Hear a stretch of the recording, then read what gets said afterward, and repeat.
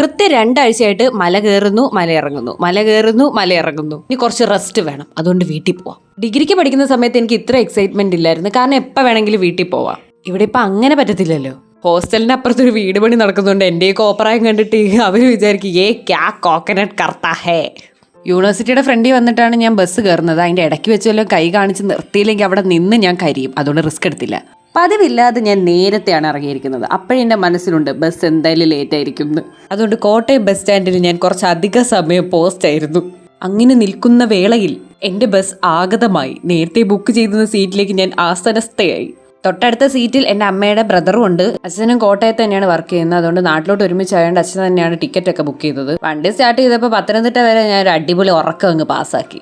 ഇതാണ് അച്ചാച്ചൻ. അങ്ങനെ ഞങ്ങൾ പുൻഡു മഹാരാജ്യത്തെത്തി. ദൂരെ എവിടോട്ടേലും പോയിട്ട് തിരിച്ച് ബസ് നമ്മുടെ സ്വന്തം നാട്ടിലെ ബസ് സ്റ്റാൻഡിലേക്ക് വരുമ്പോൾ ഒരു പ്രത്യേക സുഖമാണ്. പിന്നെ വീട്ടിലോട്ടുള്ള അടുത്ത പ്രൈവറ്റ് ബസ്സിൽ കയറി. സമയം എപ്പോഴേ രാത്രി 8:30 കഴിഞ്ഞു കേട്ടോ. എന്നിട്ട് ഞങ്ങൾ ബസ് സ്റ്റോപ്പിൽ ഇറങ്ങി പതുക്കെ വീട്ടിലേക്ക് നടക്കുകയാണ്. ഞങ്ങളുടെ വീടടുത്താണ്. അപ്പം അച്ഛൻ്റെ വീട്ടിലേക്ക് പോയി ഞാൻ എൻ്റെ വീട്ടിലേക്ക് വന്നു. മണിസ്ത്രത്താലിലെ ശോഭന ജനലിൽ കൂടെ നോക്കുന്ന പോലെ എൻ്റെ അമ്മ എന്നെ കാത്തിരിക്കുകയായിരുന്നു. ചാച്ചൻ്റെ കൂടെ അതിൻ്റെ ടെൻഷൻ ഇല്ല, അതുകൊണ്ട് ഫോണിൽ തോണ്ടി റിലാക്സ് ചെയ്തുള്ള കാത്തിരിപ്പാണ്. അങ്ങനെ ഒരു 9 മണിയൊക്കെ ആയപ്പോഴത്തേക്ക് ഞാൻ വീട്ടിലേക്ക് ആകതെയായി. അപ്പോൾ ഓക്കെ, ബൈ.